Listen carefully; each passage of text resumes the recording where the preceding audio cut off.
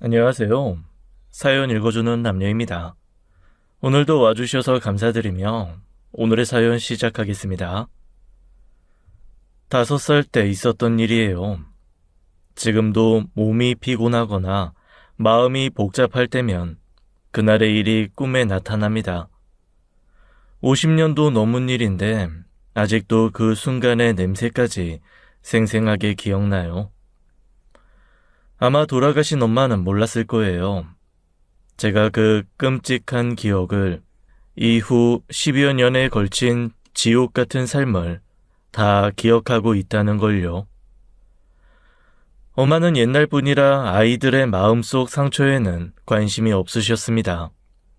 만약 그런 걸 조금이라도 생각했다면 5살인 저에게 그렇게 하지 않으셨겠죠. 특히 아버지가 눈앞에서 사고를 당한 그날 이후에는요. 사건이 있었던 그날 엄마와 아빠는 싸우고 있었어요. 아빠는 엄마에게 크게 소리를 지르고 있었고 엄마는 급하게 저와 오빠 손을 잡고 집을 나왔습니다. 아빠는 좋은 분이셨어요. 하지만 가끔씩 걷잡을 수 없이 화를 내곤 하셨죠. 나중에 생각해보니 아빠가 정신적으로 조금 아프셨던 분 같습니다. 아무튼 아빠가 화를 내면 엄마는 저희를 데리고 집을 나갔죠. 저는 아무것도 모르고 어리둥절했지만 저보다 6살 많은 오빠는 늘 뾰루퉁해 있었어요. 그날도 오빠는 집에 남겠다고 했지만 엄마가 억지로 오빠를 데리고 나왔습니다. 오빠를 달래려고 짜장면 먹으러 갔던 기억도 나요. 사건은 짜장면을 먹고 돌아오는 길에 일어났습니다. 평소라면 엄마가 저희를 데리고 집을 나갔을 때 아빠가 저희를 찾는 경우가 없었어요. 하지만 그날은 달랐어요. 아빠가 집 밖에까지 나와서는 저희를 부르고 계셨거든요. 저야 아빠가 반가워 신나게 아빠를 불렀죠. 엄마가 말렸지만 아빠는 저희를 보고 달려오셨어요. 그 순간 골목에서 큰 트럭이 튀어나왔고 아빠는 그 트럭에 치이고 말았습니다. 그 다음 기억은 마치 영화를 보는 것처럼 흐릿해요. 아빠는 트럭 아래 깔려 피투성이가 되었고 저는 아빠에게 달려가려 했습니다.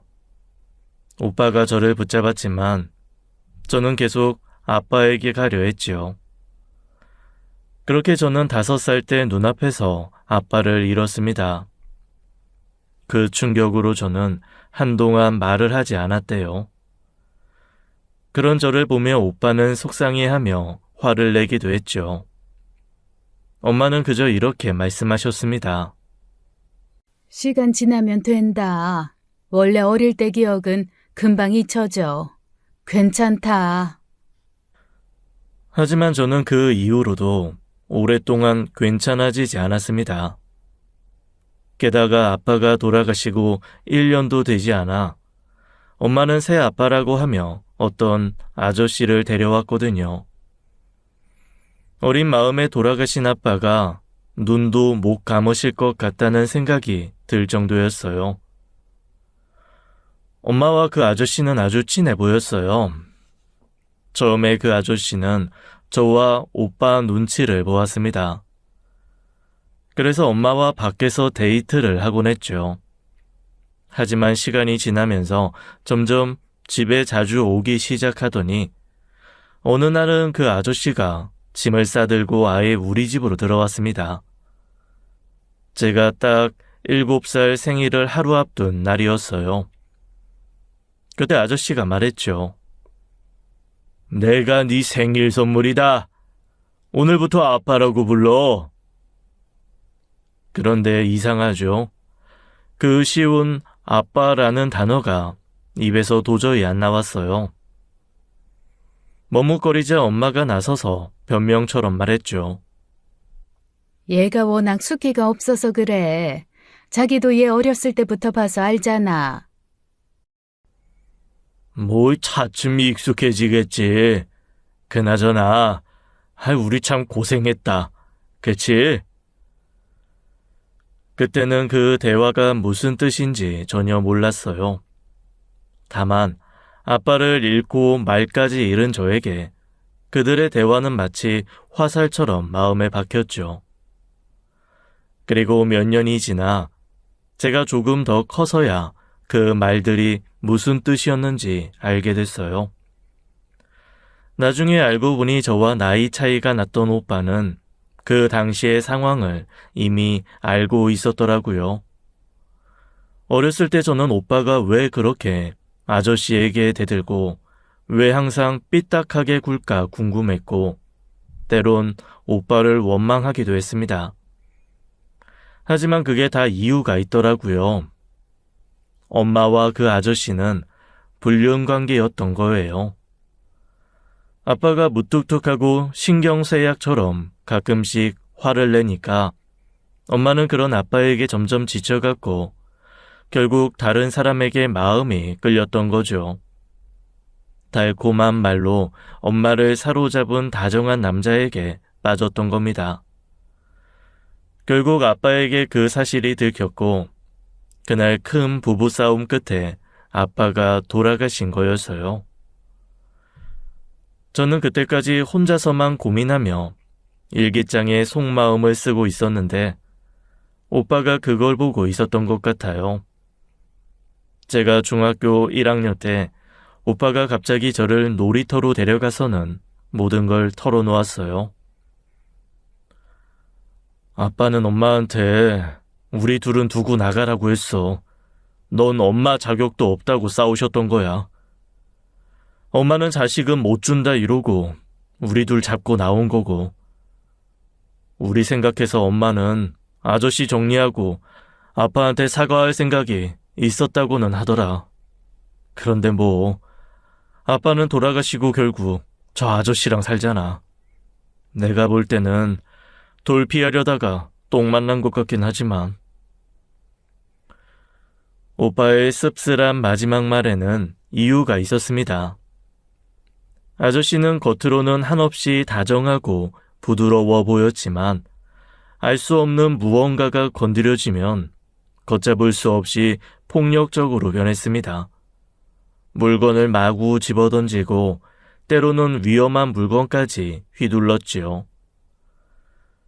그럴 때마다 엄마는 겁에 질려 도망을 갔고 오빠는 점점 아저씨에게 대들기 시작했어요.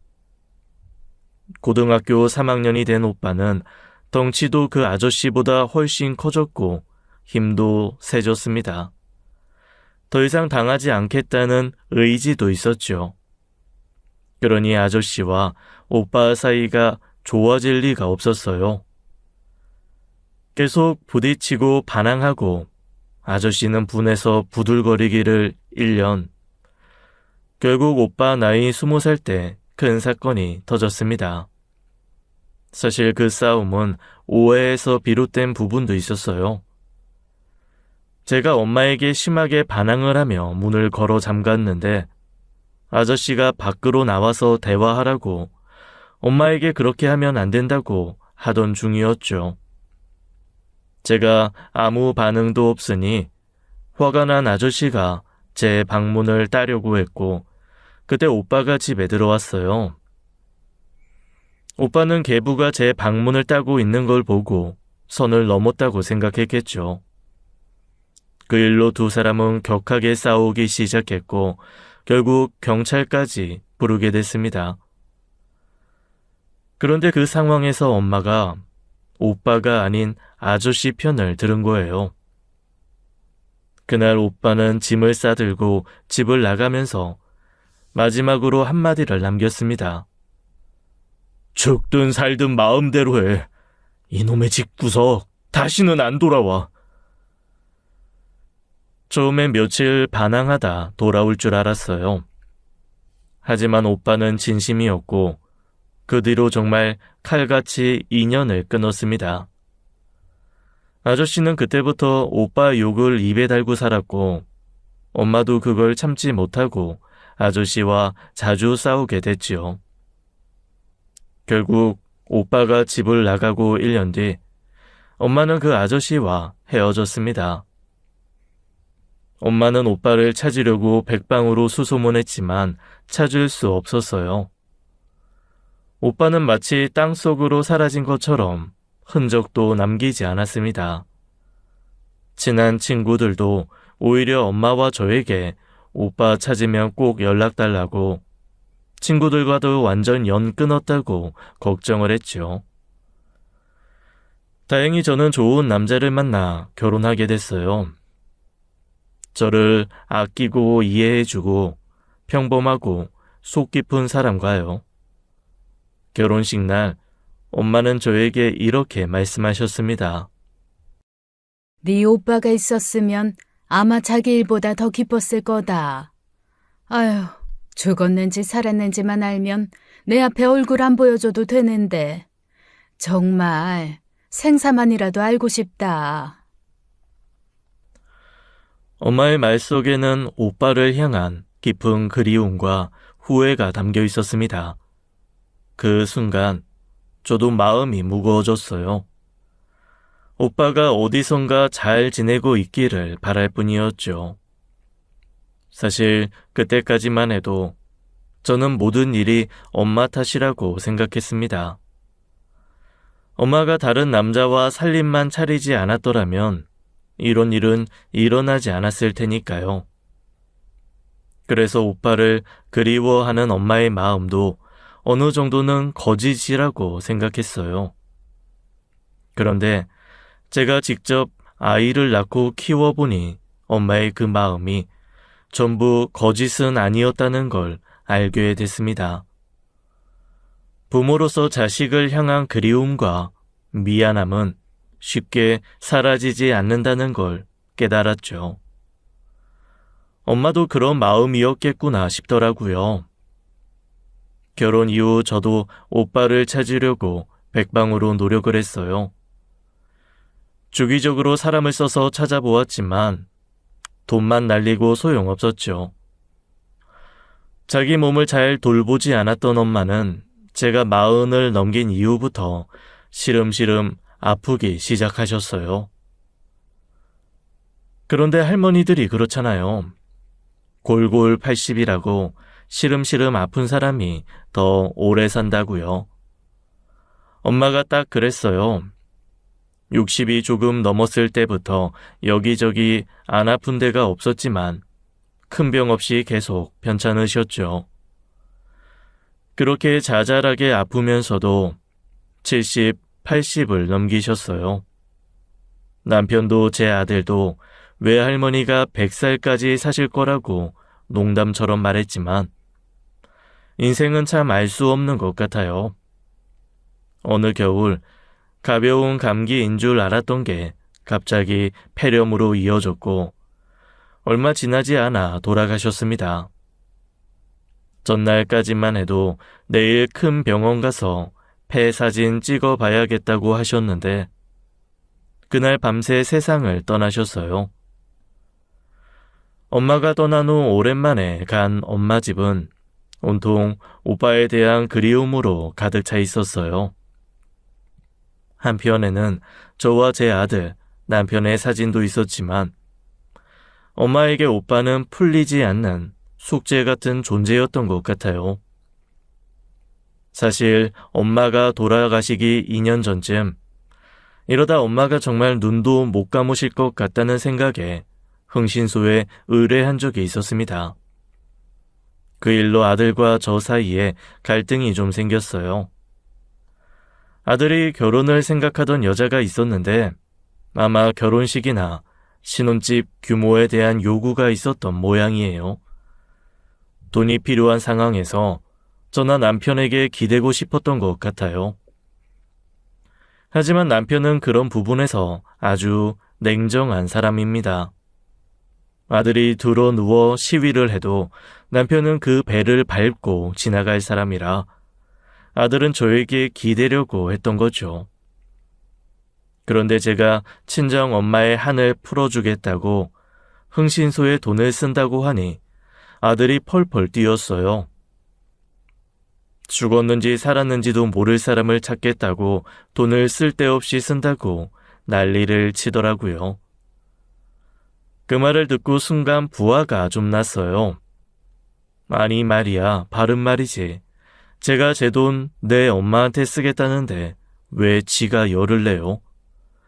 내 오빠를 찾겠다고 내 돈을 쓰겠다는 건데요. 그때 문득 아들이 제 돈을 은근히 자기의 유산으로 생각하고 있었나 하는 괘씸한 생각까지 들었어요. 그래서 사실 처음엔 500에서 600만 원 정도만 쓸 생각이었는데 화가 나서 2천만 원을 과감하게 흥신소에 쏟아부었습니다. 남편도 놀라고 친정 엄마도 놀랐고 아들은 너무 충격을 받아 한동안 아무 말도 못하더라고요. 엄마, 그 2천이면 전셋집 사이즈가 바뀌는데 어떻게 그럴 수가 있어요? 내 돈 내가 쓰겠다는데 너야말로 왜 그래? 솔직히 마음은 불편했어요. 어느 부모가 아들한테 뭔가 아끼고 싶고 해주기 싫겠어요. 하지만 아들의 마음 댐댐이가 글러먹었잖아요. 저도 홧김에 2천만 원을 확 써버리긴 했지만 결국 그 돈은 쓸데없이 쓴 게 된 것도 사실입니다. 몇 달 뒤 흥신소에서 연락이 왔는데 그들도 정말 최선을 다했지만 오빠의 흔적을 찾지 못했다고 하더군요. 2천만 원이나 들여 들은 소식치곤 실망스러웠지만 그날 이후 엄마가 오빠에 대한 많은 집착을 내려놓으신 것도 사실입니다. 엄마는 그 사람들도 못 찾으면 오빠는 이미 세상에 없거나 외국에 나가서 다른 사람으로 살고 있을 거다라고 하셨어요. 그렇게 오빠에 대한 집착을 버린 엄마는 급속도로 쇠약해지셨죠. 마치 오빠가 엄마의 마지막 생명줄이었던 것처럼 그걸 놓으면서 엄마는 점점 기운을 잃어갔습니다. 그리고 결국 2년을 시름시름 앓다가 돌아가셨습니다. 엄마의 장례식장에서 남편이 제 손을 꼭 잡고 이렇게 말했어요. 당신이 홧김에 흥신소 비용 쓰고 그런 건 나도 알아. 그런데 장모님 돌아가시고 나니 그거라도 한 게 마음의 위안이 되네 그려. 할 만큼 하고 애쓸 만큼 애썼으니 너무 속상해하고 자책하지 마소. 남편의 그 말을 듣고 저는 발인 때도 흘리지 않았던 눈물을 한없이 쏟아냈습니다. 사실 엄마가 돌아가시기 전에 마음고생이 정말 심했거든요. 아들 때문에도 그리고 결국 결혼한 며느리 때문에도 속이 뒤집어지는 일이 많았어요. 흥신소 비용 때문만은 아니겠지만 결혼을 1년 미뤄서 한 아들은 그 모든 원망을 저에게 돌렸습니다. 며느리라고 뭐가 다르겠어요.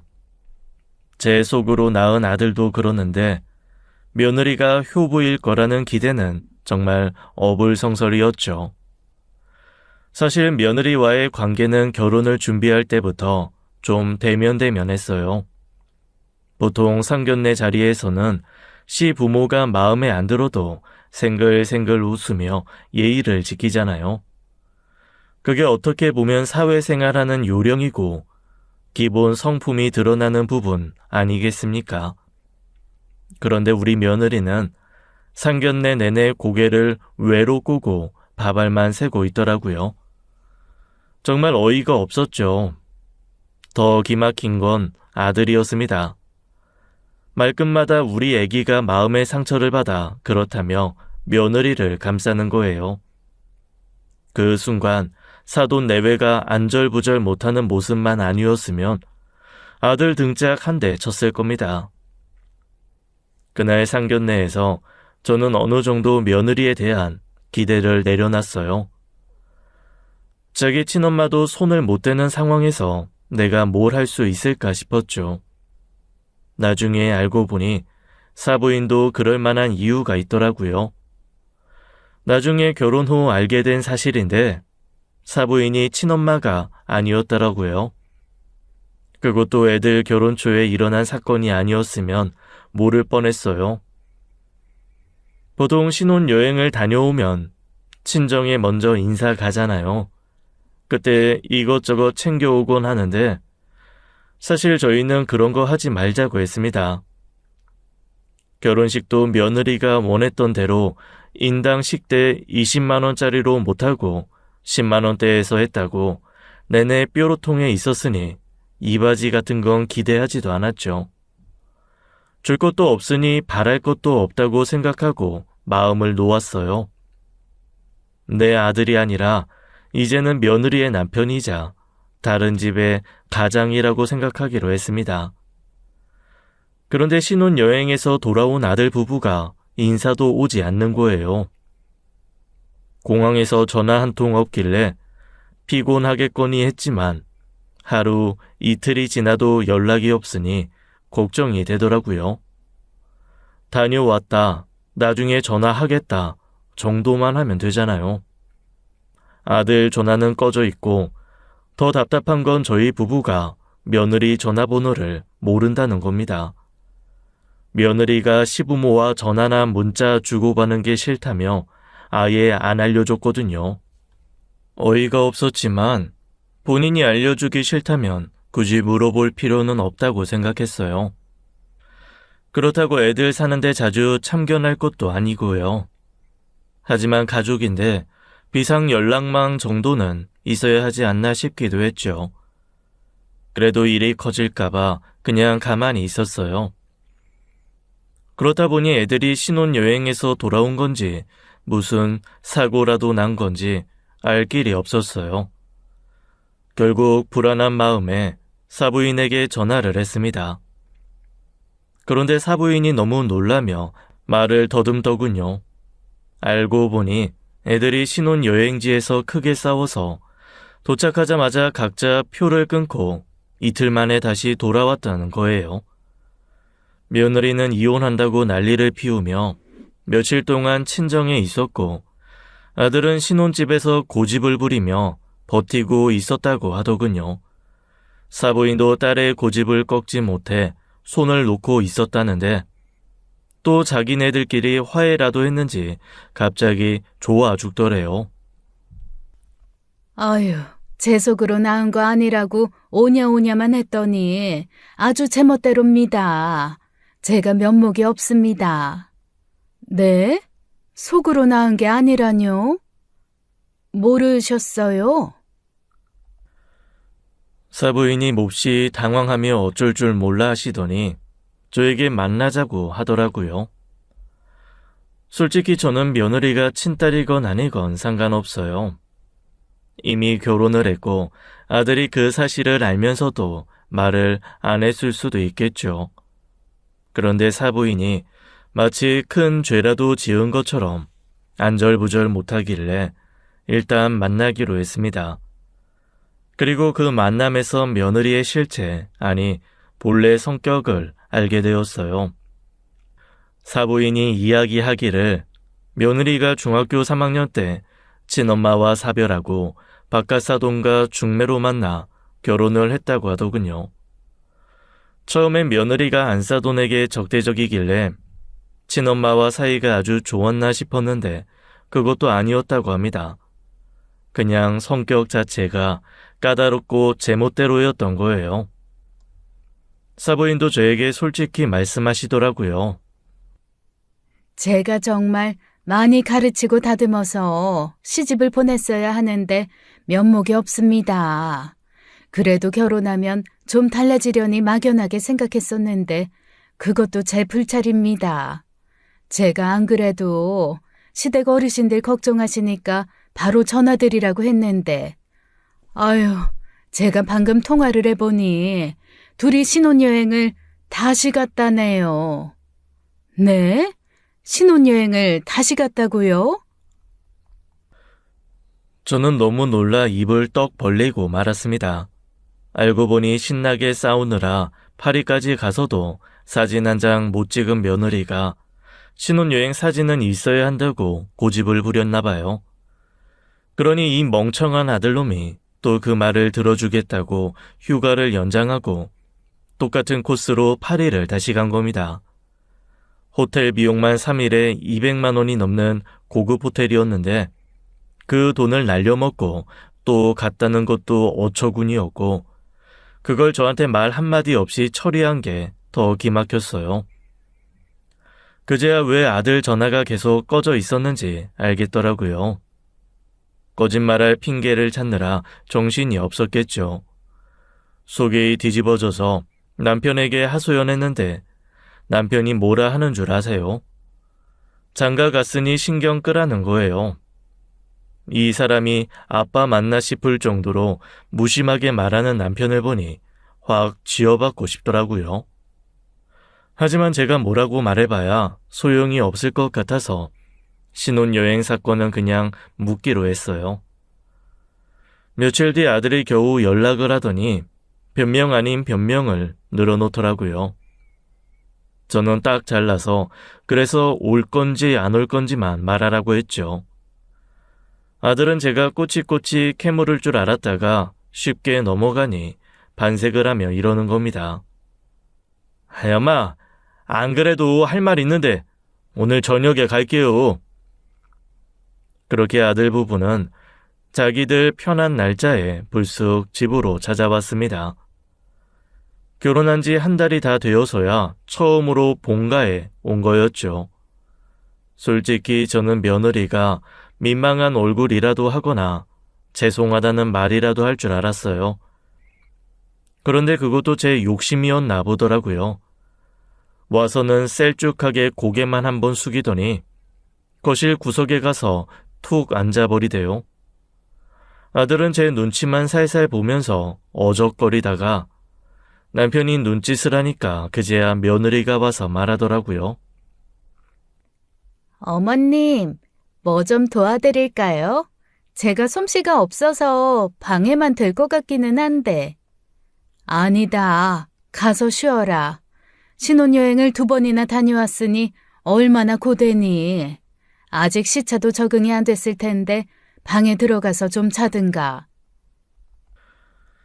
제가 진짜 최대한 무심하게 툭 얘기했거든요. 그러자 아들과 며느리 얼굴이 순식간에 볼만하게 변하더군요. 뭐라 변명할 거리도 찾지 못한 채 당황한 기색이 역력했어요.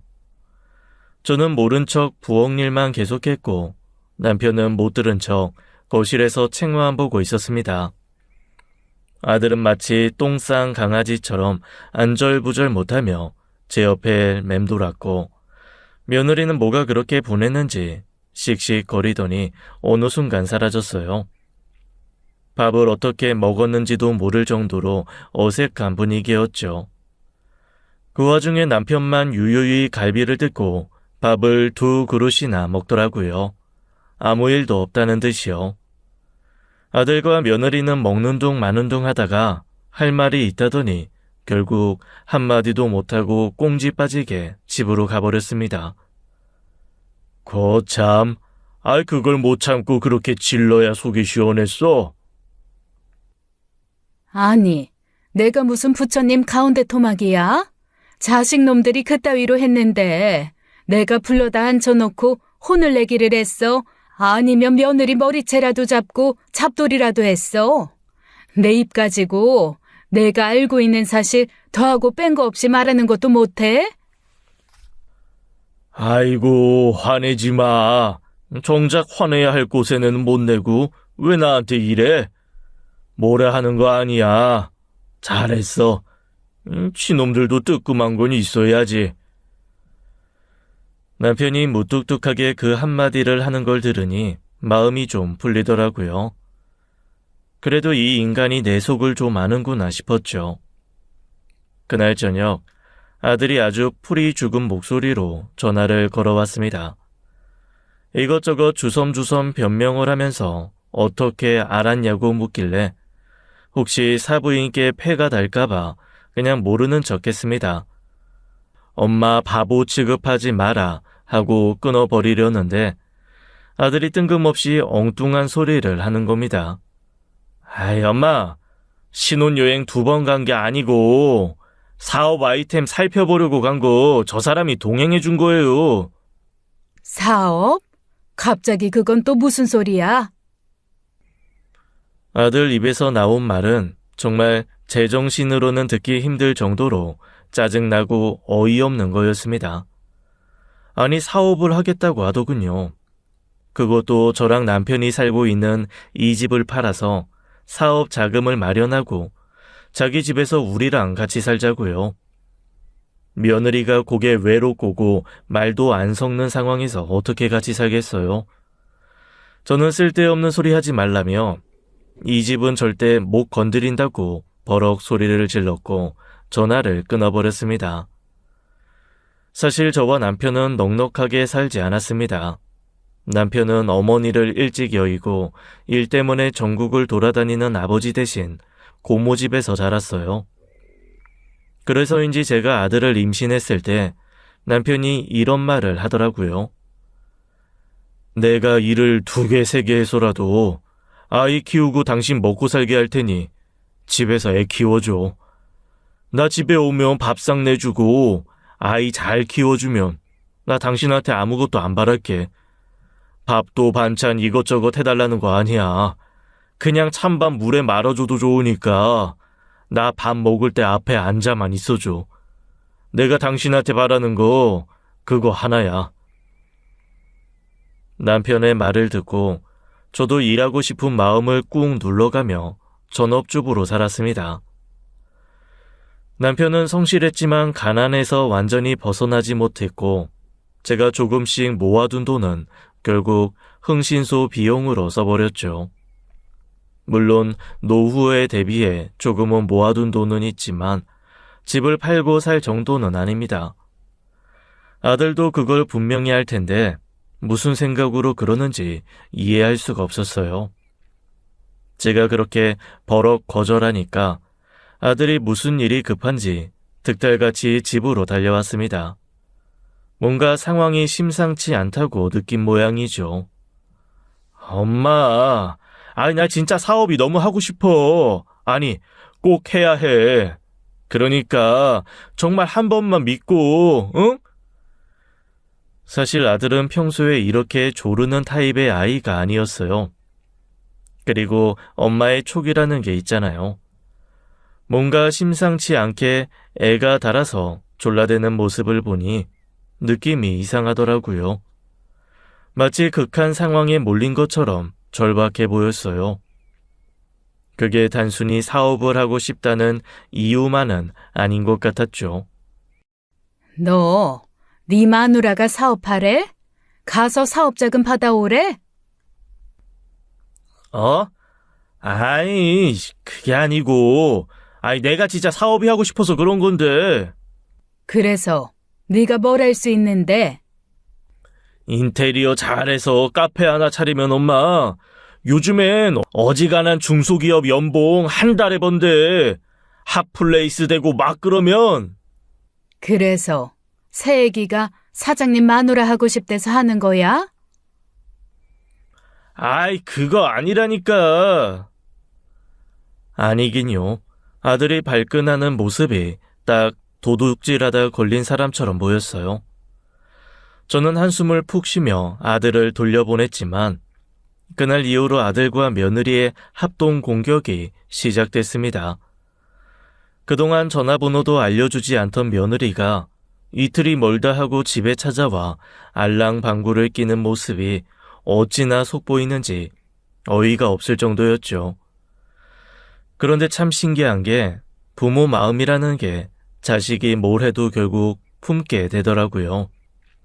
애들이 이렇게 자주 드나드는 목적이 뻔히 보였고 그 자체가 기막힌데도 자주 보니 좋더라고요. 그래도 자식이 오면 고기라도 사서 굽고 좋아하는 반찬도 해주고 싶어지니까요. 며느리는 평소엔 젓가락으로 깨작거려서 먹는 걸 안 좋아하는 줄 알았는데 자기 나름대로 잘 보이려는 건지 먹성도 좋아졌어요. 얄밉고 답답한 건 둘째치고 잘 먹으니 더 먹이고 싶더라고요. 그게 부모 마음이겠죠. 그러다 한 달쯤 아이들이 들락거리던 어느 날 반찬을 넉넉히 준비해서 싸주려고 했습니다. 느낌의 아들과 며느리가 더 이상 오래 집에 들락거리진 않을 것 같았어요. 며느리도 살가운 척하는 게 줄어들고 아들은 점점 조바심 내며 짜증을 내기 시작했거든요. 이제 곧 알람 방구도 그만두겠구나 싶어서 그 전에 한 번이라도 더 챙겨 먹이자는 마음이었죠. 남편은 속이 없냐고 했지만 엄마니까 한 번 더 참자고 생각했습니다. 아니나 다를까 아들은 오자마자 안달복달하면서 자금이 마련되면 투자를 하겠다는 사람이 전화 주기로 했다고 하면서 다리를 달달 떨었어요.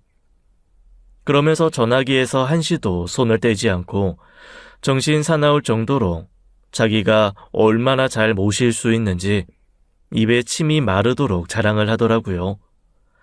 저는 정신 없으니 저리가 있어라 했지만 옆에 붙어서 계속 떠드니 밥이고 뭐고 빨리 보내고 싶어졌습니다. 대충 밥을 먹고 나갈 준비를 하길래 저는 미리 준비한 반찬을 며느리에게 건넸어요. 그때 며느리의 얼굴이 순간 굳더라고요. 너희 잘 먹는 반찬 좀 나눠 담았다.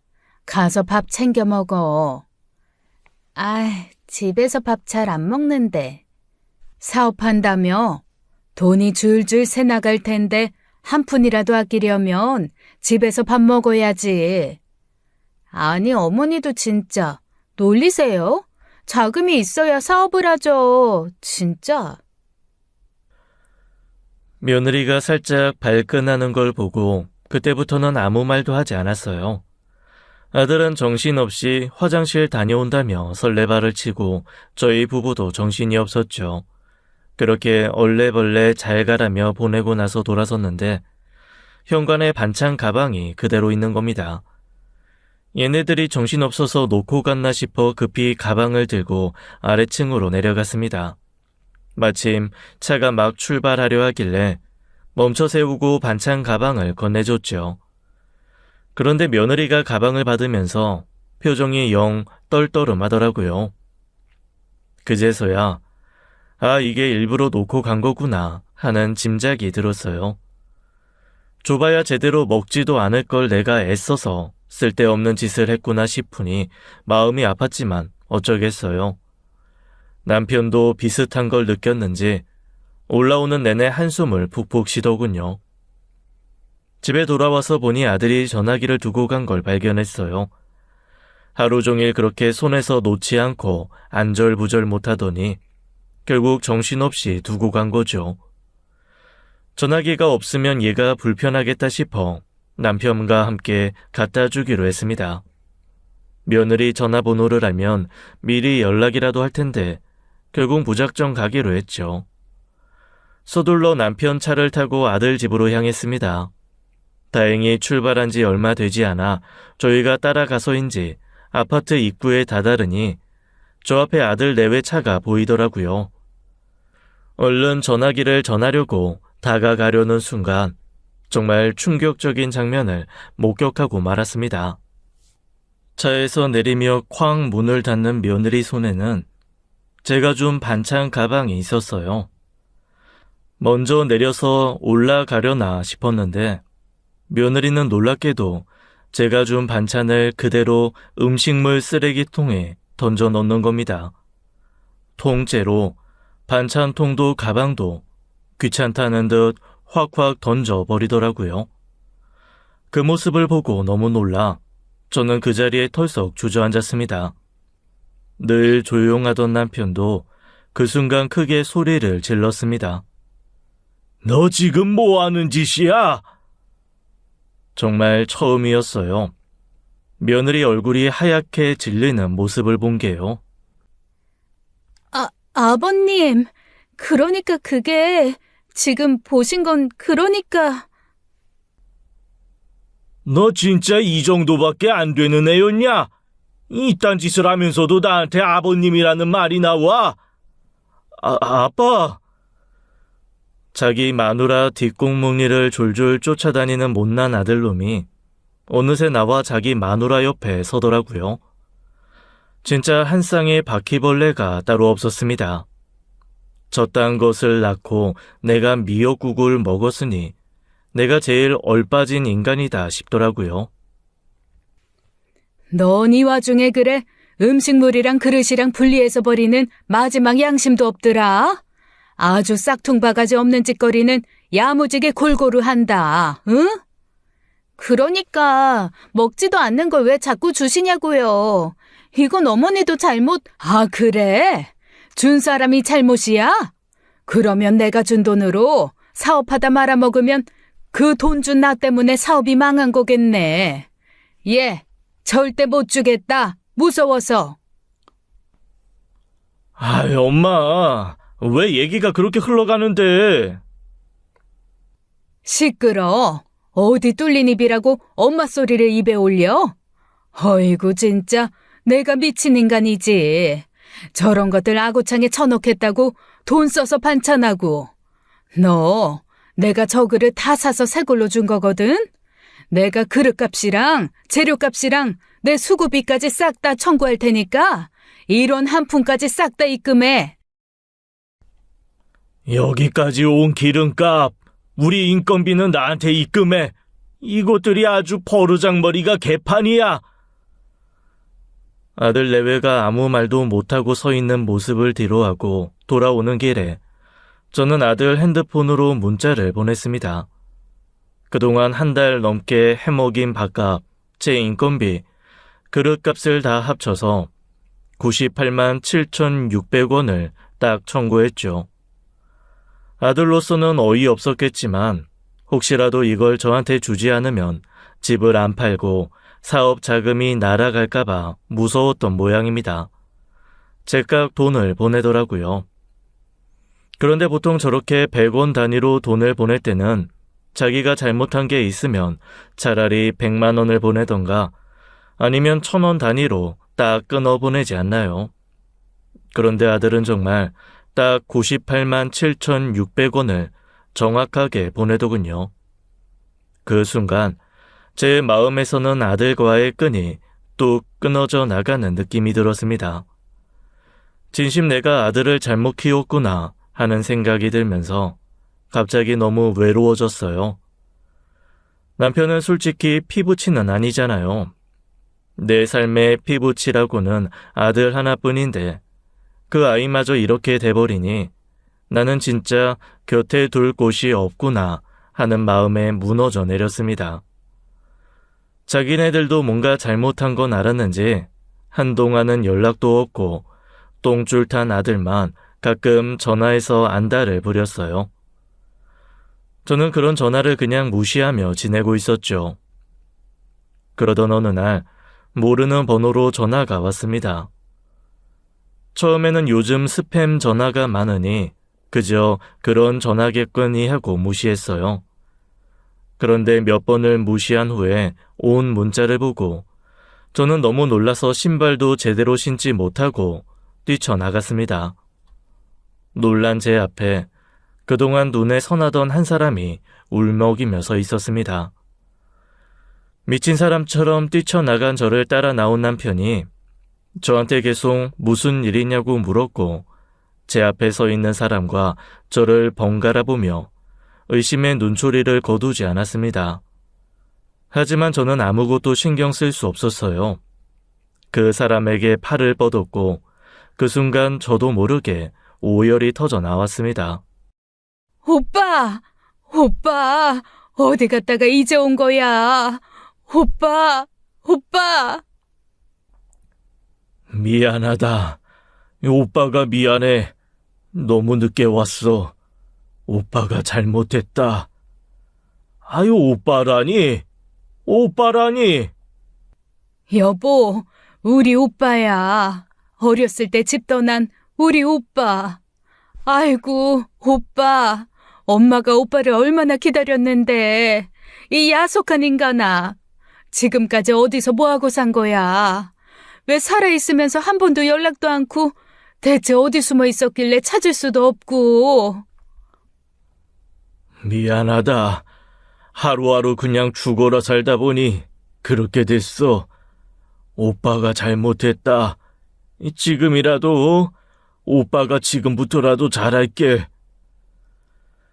오빠는 제 손을 꼭 잡고 있었고 남편은 조용히 자리를 비켜주었습니다. 저는 오빠를 보자마자 울먹이며 물었어요. 오빠, 어떻게 살았어? 응? 어떻게 날 찾았어? 그동안 어떻게 지냈는지, 무슨 일이 있었는지 수많은 궁금증이 한꺼번에 터져 나왔습니다. 오빠는 잠시 말을 잇지 못하더니 천천히 이야기를 시작했죠. 20살에 다들 성인이라고 하지만 너도 애 키워봐서 알잖냐. 몸만 어른이지 속에는 여전히 불뚝거리는 아이가 살고 있는 거. 엄마랑 사는 그 남자가 죽기보다 싫어서 뛰쳐나오고 몇 번이나 돌아가려고 했다. 그런데 그게 하루 이틀 미루니 한 주, 두 주가 되고 그게 한두 달이 되더라고. 결국에는 1년이 되고 10년이 되면서 점점 핑계만 생기더라. 아니, 아무리 그래도 그렇지. 숨으려고 작정한 사람도 흥신소 쓰면 다 찾던데. 오빠는 도대체 어떻게 흔적도 없었어. 엄마 돌아가시는 날까지 오빠 찾겠다고 돈도 많이 쓰고 흥신소도 썼어. 오빠랑 비슷한 사람이 있다는 얘기만 들으면 어디든 쫓아가셨다고. 마지막까지 오빠 보고 싶다고 하셨어. 그 한을 품고. 오빠는 제 말을 듣고 한동안 아무 말도 못하고 고개를 푹 숙였습니다. 어깨를 들썩이며 한참을 울더라고요. 그 다음에 오빠가 해준 얘기는 참 파란만장했습니다. 오빠도 고생을 엄청 많이 했더라고요. 20살 남자가 혼자 무슨 일을 많이 할 수 있었겠습니까? 처음 2년간은 전국을 떠돌며 건설 현장에서 일을 했답니다. 어리다고 무시하는 사람도 있었고 반면에 어린 나이에 일하는 걸 신통하게 봐주며 아껴주시는 어르신들도 있었다고 했어요. 그렇게 2년 동안 전국을 돌며 일하다 보니 이제는 어디로 가야 할지 막막해졌을 때 몇 번 마주쳤던 현장 감독님이 오빠에게 진지하게 말했답니다. 아니, 눈 앞만 보면 돈 버는 게 맞지. 그런데 가난한 사람들이 마지막 부딪히는 벽이 뭔지 알아? 바로 지치는 거야. 배우지 않고 노력하지 않으면 내가 처한 환경에서 벗어나는 게 어려워. 우리야 이제 벗어나는 것보다 지금 있는 데서 버티는 나이가 되었지만, 아니, 넌 다르잖아. 공부해. 오빠는 그 현장 감독님이 진지하게 소주 한 잔을 따라주며 해준 그 말에 마음이 크게 울렸다고 했어요. 하지만 당장 돈을 벌지 않으면 살 수 있는 방법이 없어서 선뜻 결심을 못하고 있던 그때 귀인을 만나게 된 겁니다. 현장 감독님이 평소에 오빠를 칭찬하면서 밑밥을 좀 깔아두셨던 모양이더라고요. 건설사에서 현장직 일부를 대상으로 장학지원 제도를 만들게 있었는데 오빠가 그 제도에 합격한 거였어요. 회사에 지원해준 돈으로 학교를 다니고 회사 기숙사에서 숙식을 해결하면서 공부를 시작했답니다. 그리고 학교 내 다양한 장학금을 받아가며 결국 유학까지 가게 된 거죠. 내가 미국에 무슨 연고가 있었겠어. 무작정 기회를 찾아갔는데 처음 몇 년은 정말 힘들었지. 공부하겠다고 갔지만 접시 닦고 세탁소에서 다리미질만 하며 살았거든. 그러다 그 지역 교회에서 후원을 받게 됐어. 오래전 아들을 잃은 장로님이 한 분 계셨는데 그분이 날 유난히 예뻐해 주셨어. 미국에서 자수성가해서 슈퍼체인을 좀 갖고 계신 분이었거든. 몇 년 뒤에 그분이 진지하게 나한테 물어보시더라고. 혹시 양자로 들어올 생각 없냐고. 양자? 어른이 된 오빠를 양자로 들였다고? 이 성인 입양도 가능하니까 그분은 고아였고 아내분도 아들도 다 잃고 혼자 계셨던 분이야. 재산 남길 사람도 없고 내 인생이라도 평평하게 해주면 자기가 이 땅에 온 보람이 있겠다 하시더라고. 그래서 그분 아들로 들어간 거야. 지금 내 이름은 알렉스 김은강이야. 그분 성이 강이어서 나도 그 성을 따르게 된 거고. 오빠가 제 앞에 나타난 후 그동안 흥신소로도 오빠의 흔적을 찾을 수 없었던 이유를 알게 되었어요. 오래전 한국을 떠나고 이름까지 바꿨으니 찾을 수가 없었죠. 오빠는 저에게 앞으로 경제적인 어려움은 절대 없이 살게 하겠다는 약속을 했습니다. 저는 그런 것보다는 그저 오빠가 제 앞에 다시 나타났다는 것이 너무 행복했어요. 그런데 참 사람 인생이란 행복과 불행이 함께 오는 것 같아요.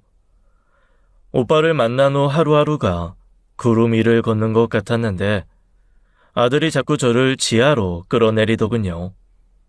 사업 자금을 달라고 조르던 아들이 결국 그게 안 되니까 자기 깐에는 배수진을 친다며 회사를 때려치웠어요. 저랑 남편이 뭐라고 하자 오히려 적반하장으로 짜증을 내기 시작했습니다. 엄마, 아빠가 이기적으로 구신 바람에 다 꼬인 거잖아요. 저 사업한다고 회사에서 휴가도 많이 쓰고 땡겼을 거 다 땡겼었는데 그러니까 저한테 왜 이런 시련을 주시냐고요, 왜? 너 지금 뭘 잘했다고 큰 소리야? 우리는 처음부터 안 된다고 분명히 말했잖아. 그런데 제 아들놈보다 며느리가 한술 더 뜨더라고요. 며느리가 셀쭉하게 가만히 있다가 혼잣말처럼 들으라는 듯 말하더군요.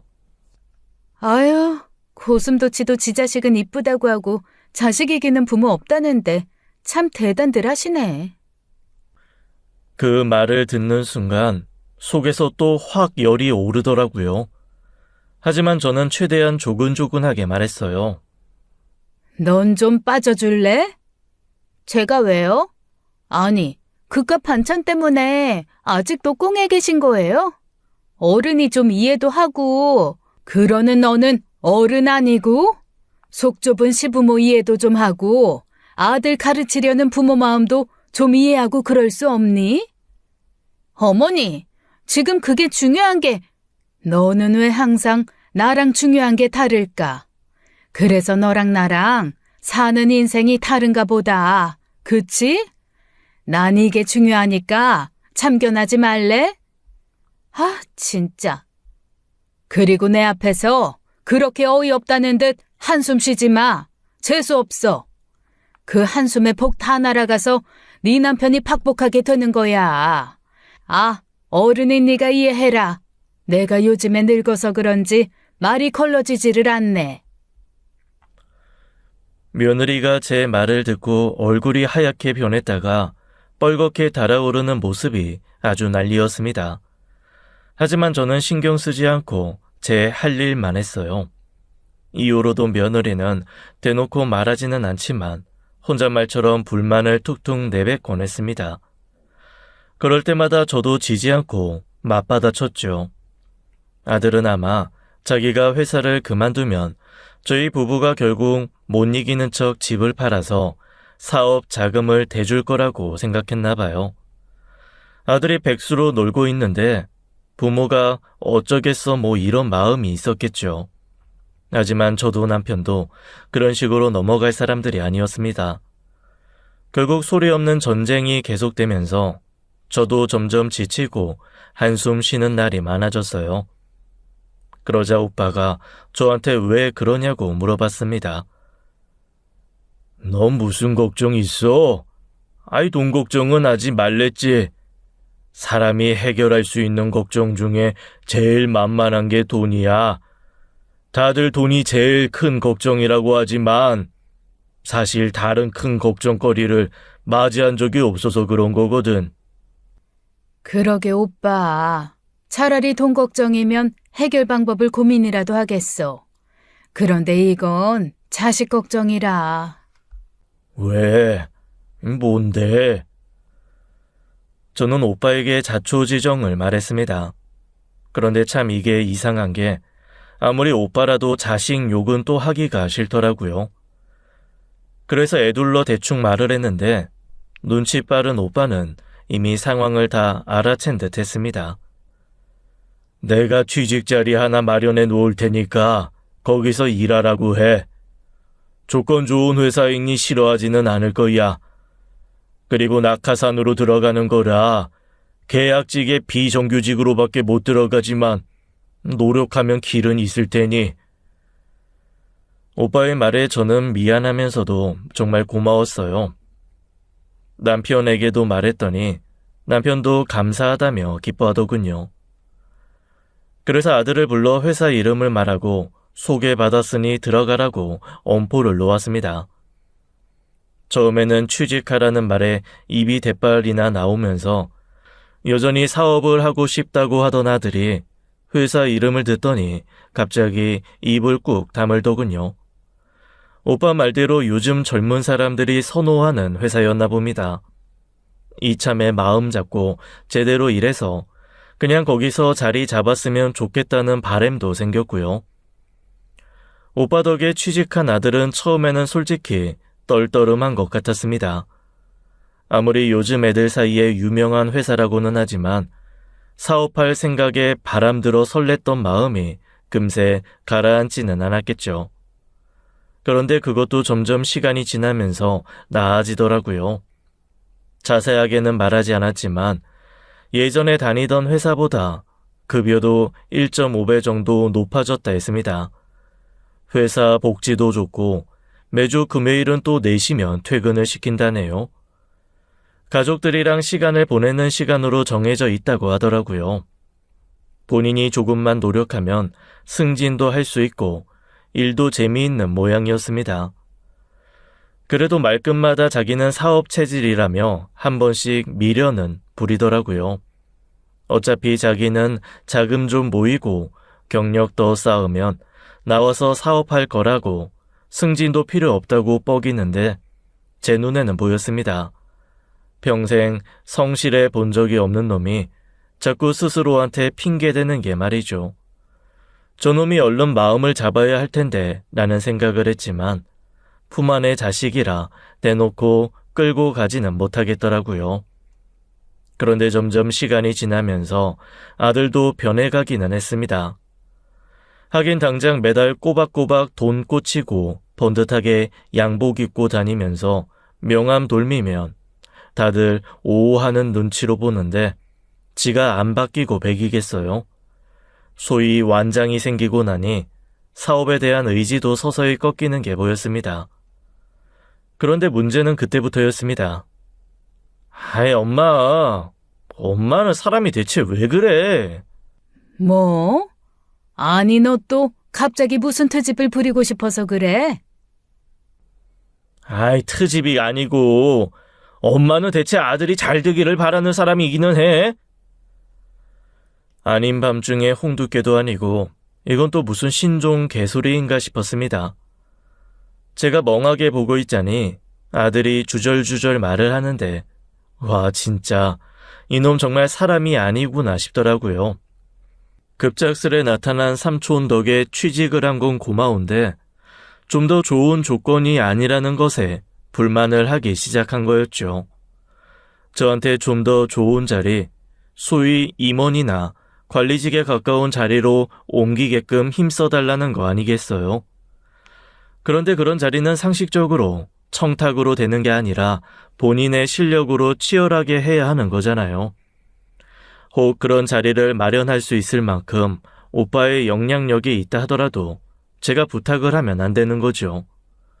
오빠에게 피해를 주고 싶지는 않았으니까요. 하지만 제 아들 생각보다 더 많이 찌질하더라고요. 제가 꿈쩍도 안 하고 들은 척도 하지 않으니 그 다음부터는 아주 못된 성질을 부리기 시작했습니다. 일단 퇴근하고 자기 집 가서 밥 먹어야 하는 놈이 꼬박 저한테 와서 밥 내놓으라고 하대요. 엄마가 집에서 하는 게 뭐 있어. 아들 밥이라도 차려줘. 나 지금 받는 월급으로는 마누라한테 낯이 서지를 않아서 밥 해달라는 말도 못하겠어. 미안해서. 그러니까 엄마가 아들 밥이나 좀 해. 사실 아들놈 밥 해먹이는 게 뭐 어렵겠습니까? 그런데 이건 심보가 못돼 먹었잖습니까? 밥은커녕 물 한 잔도 주기 싫었습니다. 너 나한테 맡겨둔 밥 있어? 가서 네 마누라한테 해달라고 해. 걔가 요즘 날 남편 취급이나 하는 줄 알아? 엄마처럼 유세 떨 형제도 난 없다고. 나 혼자 고군분투 애써야. 그때였습니다. 어디선가 진짜 청둥벼락 같은 일갈이 터졌습니다. 오빠였어요. 이 버르장머리 없는 놈이 엄마한테 지금 무슨 개소리를 짓거리는 거야? 저도 아들도 깜짝 놀랐습니다. 저희 오빠 늙어서 다 사라졌을 줄 알았는데 카리스마 살아있더라고요. 그 옛날 엄마랑 살던 아저씨가 저한테 치근거리는 것 같은 느낌이 있을 때 덤벼들던 그 눈빛이 그대로 살아있더라고요. 아들은 너무 놀라 입을 쩍 벌리고 아무 말도 못했습니다. 오빠 옆에는 남편이 서 있었어요. 아마 밖에서 만나 술 한잔 하다가 같이 들어오는 길이었던 모양이었습니다. 저기 삼촌, 지금 말은 그러니까 오해가... 오해? 이 자식이 진짜 밥 해내라고 강짜 부리는 것부터 내가 다 들었는데 어디서 거짓말이야? 그리고 너 2만짜리 달라고 네 엄마 들들 볶는다며? 이 정신머리가 대체 어디 박힌 놈이야? 그 회사가 너깟 놓은 2만짜리 달아주려고 지금까지 그 풍파 다 해치고 온 줄 알아? 이 자식아, 너 따위 없어도 그 회사 잘만 돌아가. 그딴 소리 짓거릴 거면 너 내일 당장 사표 써. 삼촌, 그게 아니라니까요. 엄마한테 그냥 제가 아들로서 좀 투정을 부린 건데 넌 내가 바보인 줄 아냐? 투정이랑 불효도 구분 못하는 줄 알아? 내 금쪽 같은 귀한 동생한테 그딴 소리 하는 놈 나 안 본다. 조카고 나발이고 나한테는 동생 발톱만큼도 중하지 않아. 너 네 엄마 그리고 네 아빠한테 한 번만 더 건방지게 군다는 얘기가 내 귀에 들리고 내 눈에 보이면 얄짤 없다. 그런데 제 아들 진짜 눈치 없는 놈이더라고요. 오빠가 그 정도 했으면 입을 다물어야 하잖아요. 그런데 뭔가 그렇게 미련이 남았는지 여전히 질턱이며 말대답을 하는 게 아니겠습니까? 진짜 그 입을 한 대 치고 싶었습니다. 그냥 말이나 한번 해달라는 거죠. 아는 분이신 거잖아요. 물론 지금 자리도 감사하기는 한데요. 회사 다니다 보니까 좀 더 좋은 자리도 말해보면 가능할 것 같아서. 예끼 이놈아! 너 같은 정신머리는 내 회사에서는 그 자리도 과분해. 나는 조카라고 해서 무작정 봐주는 그런 사람 아니야. 그런 성격이었으면 내가 사업을 이만큼 키웠겠냐? 너 나 잘못 봤다. 내가 지난 10수년간 내 동생한테 미안한 게 있어서 태어나서 처음으로 내 원칙 깬 게 너 취직이야 이놈아. 생명의 은인이 와도 안 해주던 걸 해줬더니 뭐가 어째? 그제야 아들 얼굴이 하얗게 되었습니다. 저도 깜짝 놀랐어요. 오빠가 아는 사람 통해서 자기가 얘기를 좀 해보겠다고 했지 자기 사업체라고는 하지 않았거든요. 제가 놀라서 오빠를 보자 오빠가 그러더라고요. 차츰 말하려고 했다. 내가 한국에 왜 들어왔겠니? 미국 사업은 전문 경영인에게 맡기고 난 한국 사업 파트를 전담하려 했거든. 나도 이제 인생 말년에 벌려만 놓고 갈 수는 없잖냐. 내 계열사 중 가장 많이 관여하고 있는 곳이라 이 저놈 하나 정도 슬그머니 넣는 건 무리 없겠다 해서 해준 건데. 오빠는 그 말을 하며 고개를 절레절레 저었습니다. 아들 표정이 점점 더 썩어가더라고요. 한마디로 가장 들키지 말아야 할 사람에게 가장 들키고 싶지 않은 모습을 보인 거나 다름없었던 거죠. 오빠는 아주 싸늘한 목소리와 표정으로 이렇게 엄포를 놓았습니다. 너는 앞으로 평생 그 자리에서 바뀔 일 없다. 대신 내 동생에게 제대로 하면 그 자리라도 유지할 거고, 아니다 싶으면 바로 해고야. 부당하다고 하고 싶어? 네 놈 자식 그 회사 들어간 자체가 부당이야. 그러니 내 앞에서 부당해고, 협박, 이딴 단어 들먹일 거면 비싼 변호사 사서 덤벼. 아주 사이다 같은 말을 툭 내놓고 오빠는 제 손을 잡고 일어났습니다. 가자. 이 갈비 땡긴다. 그렇게 멍한 상황이 된 아들을 두고 오빠는 저를 데리고 나와 갈비를 사주더라고요. 뭐 아들 생각하면 먹히지 않았어야 하는데 희한하게 고기가 달았습니다. 이후 아들 내외는 정말 저희 부부한테 잘하기 시작했어요. 아니 평생 하지도 않은 안부 전화를 하지 않나 주말에는 근교 여행까지 가자 하더라고요. 게다가 뭘 자꾸 요즘에 유행하는 거 사들고 오는지 엄마, 그동안 내가 엄마한테 참 못했어. 지금이라도 잘할게요. 저 사람도 반성 많이 했대. 어머님, 제가 철이 없었어요. 그래도 저 사람 잘 됐으면 좋겠다는 마음으로 한 그 진심은 알아주세요. 씨알도 안 먹힐 변명과 입찬 소리를 줄줄 해두면서 입맛에도 안 맞는 음식을 해서 가지고 오는데 진짜 가짠더라고요. 사실 마음 같아서는 보는 앞에서 그대로 쓰레기통에 버리는 걸 저도 똑같이 해주고 싶었는데 그래봐야 똑같은 인간이지 싶어 참았답니다. 눈치가 없는 건지 아니면 진짜 미련한 건지 아들 며느리는 떡 줄 사람은 생각도 왔는데 김칫국 마시는 것처럼 그렇게 저희 부부에게 들러붙으며 친한 척을 계속해댔습니다.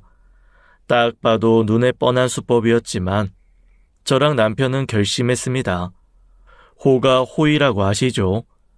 호랑이 뒤에 숨은 여우가 왕 노릇하는 거요. 저희는 호랑이 같은 오빠 뒤에 숨어 아들 며느리의 효도를 받는 여우가 되기로 했습니다. 그 효도가 진심이 아니면 어떻습니까? 저희도 진심으로 고마워하지 않으면 되죠. 그냥 즐기려고요. 지금까지 사연 읽어주는 남녀였습니다. 끝까지 함께 해주신 여러분 감사드리며 저희는 다음 사연으로 돌아올게요. 감사합니다.